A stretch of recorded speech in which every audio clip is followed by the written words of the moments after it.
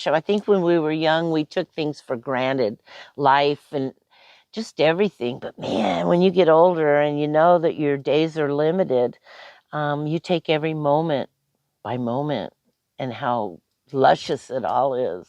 Hi everyone, welcome back to my next video. Today we have a real treat. We're going to meet Sky. Hi Sky. Hi. Welcome to the channel. Thank you. And we're going to check out Sky's really nice van conversion. So Sky, how long have you been traveling in your van? This particular van I've had since 2020. During the pandemic, I went up to Oregon and was a nurse for a nursing home. Oh, wow. So I saved my money with that. And then with the stimulus package put together with what I saved, I was able to buy this van. It's a 1999 Ford V8. And I paid $2,300 for it. Wow, that was a very, very good Very deal. good deal. Yeah, they're expensive. It's got it had then 145,000. It has 155 now. That's really good. Yeah. You got a real steal. I did. I did. The gentleman was a professor, and he was going back to Poland, and so he had 2 days to sell it, and I was the first to respond, so he let me buy it. And so was that the first vehicle that you have lived in? Oh, no. I'm a retired circus clown. Oh, no. Wow. So I've been on the road since the 60s, basically, since I was a child. And we traveled in either travel trailers, motorhomes. But my last few years in the circus, it was basically a van. How cool. Yeah, it was very nice.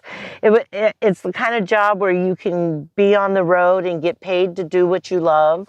They pay your gas, so you're kind of being paid to go be an adventurer while you work. I'm sure there are a lot of folks who are curious. Are there many opportunities like that still available?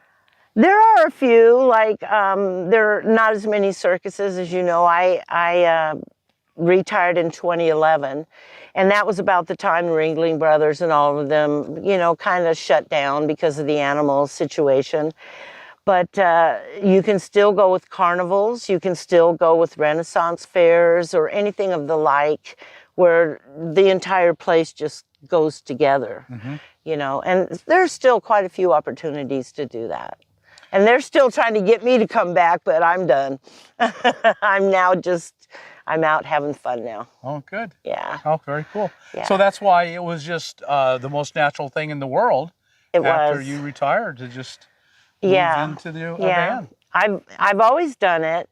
And what we did, we had 9 months out of the year that we worked, and we were a family. And I mean, I'm talking about people all over the world. We all, for 9 months, became a family and would move together, get to know each other. And then we never knew if we'd ever see each other again. So our main thing that we would say when we parted, as you well know, is see you down the road. Right. Because it was always bad luck to say goodbye, because it was never a goodbye. We'll just see you down the road.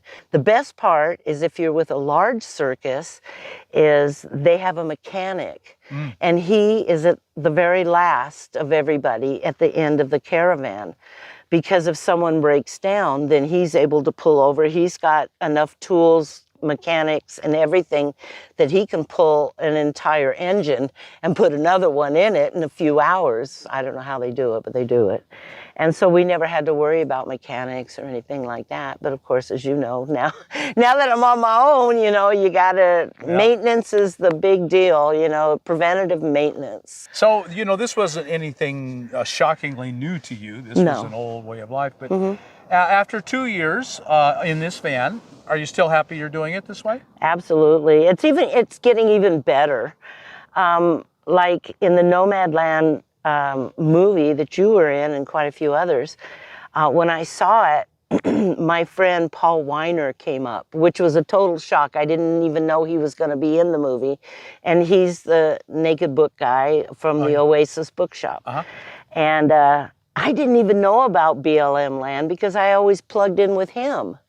He was my friend, and every year we would just come and spend the winters with him. So I've learned a lot through you and through the people that live like this. because I was used to being able to go to fairgrounds and they wouldn't charge me because I'm an ex-circus clown. It's like, yeah, come on, you know, things have changed since then. Right. But yeah, it was pretty easy to be on the road at that time. Well, how about if we take a look at your van? I'm Okay, really curious come to on see down. how a circus clown builds a van. So go ahead and tell us all about your build. All right. This particular cubicle came all in one. And all you do is you put them together and it just comes like that. And then you buy, and let me go inside and show you.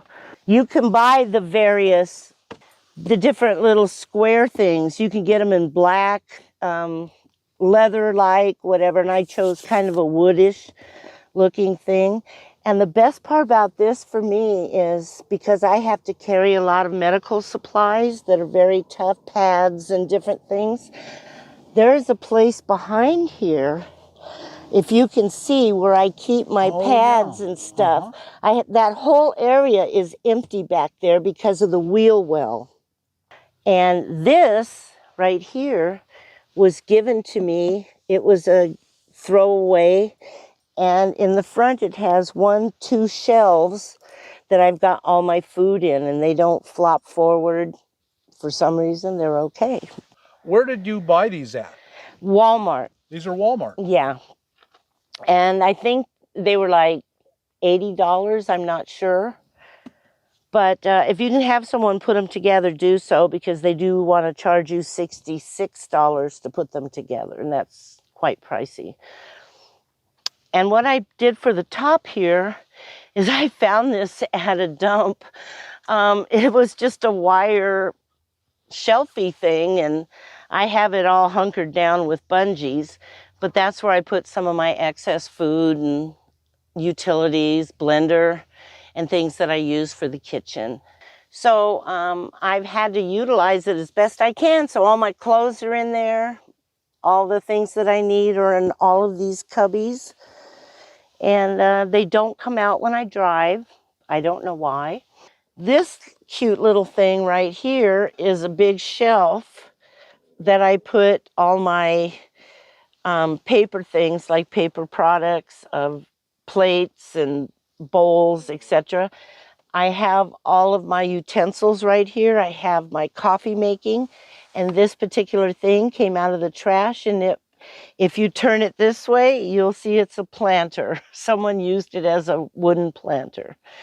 Right here is my Coleman Fold and Go. A lot of people haven't seen these. Those are very nice. And I just love it. I only use one while I'm in here, but I can take it outside and open it and use it as a 2-burner stove as well. Right. And that's the great thing. You get the 2 full burners, but yes, you do. Down to nothing. And this, again, Mr. Norm gave me for heat. And so I put that right on there. And I'm here, of course, and I make sure everything's far away from it. And in the morning, I make my coffee here, and I also heat up my area. This is my bed. And over here, I have my Blue Eddy. And it's connected to 100 watts up above me right now.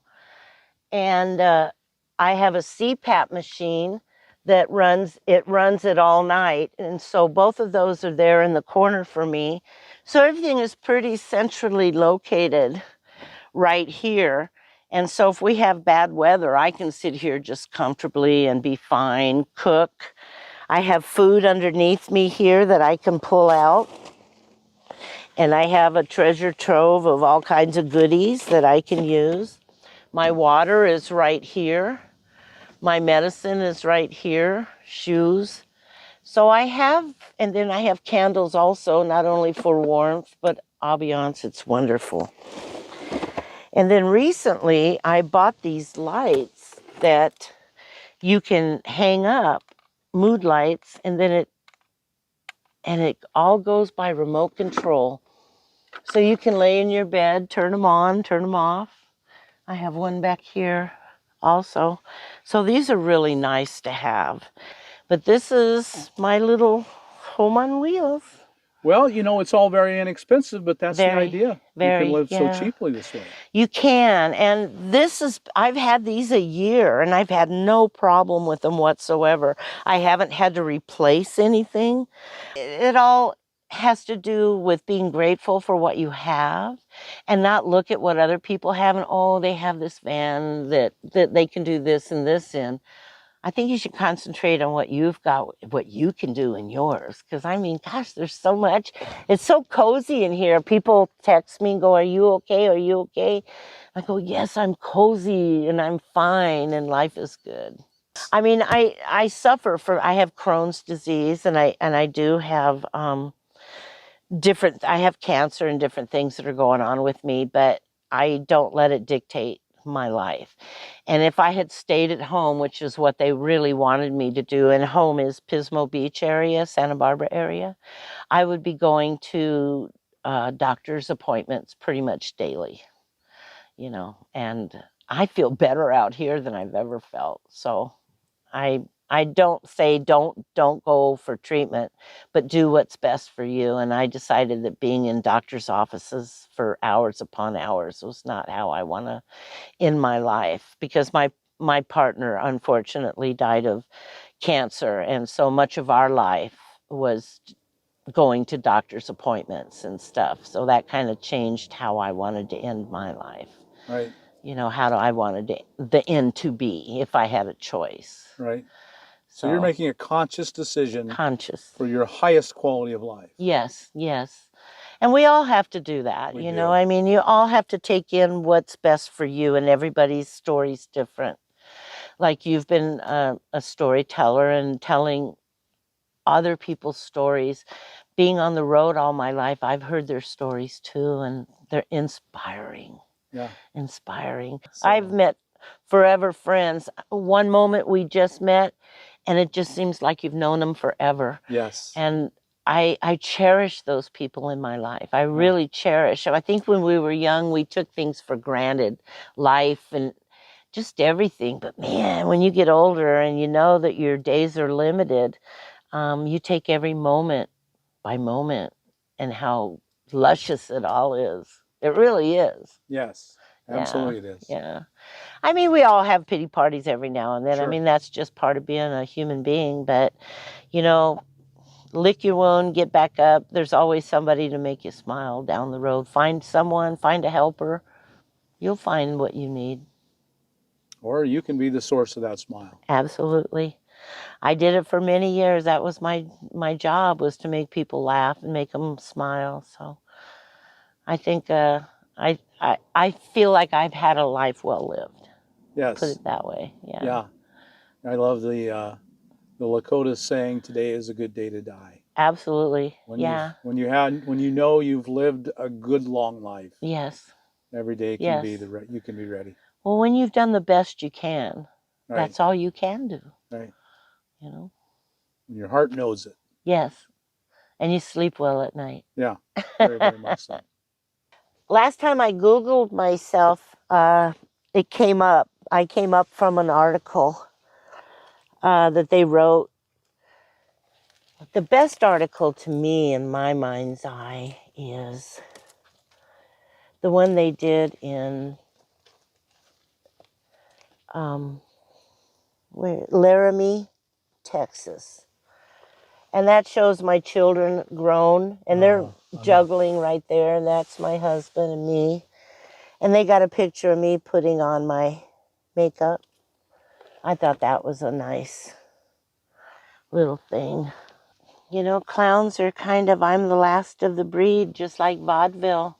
You know, I don't know. Penelope the clown. Check out these pictures. Okay, there we go. There's me right there. So Penelope the clown. Penelope the clown. And I come up on Google right there. That was, I think, one of the last articles maybe they had written about me. All of the rest of them are not really the Penelope the clown. I'm the real deal. Yeah. So why don't you tell us your social media again? that if you want people to Okay, check you out? fulltimervgal.com is my blog, and it's also my handle on YouTube, Fulltime RV Gal. Same thing for TikTok or Sky Smiling Sun at TikTok. Very good. Mm-hmm.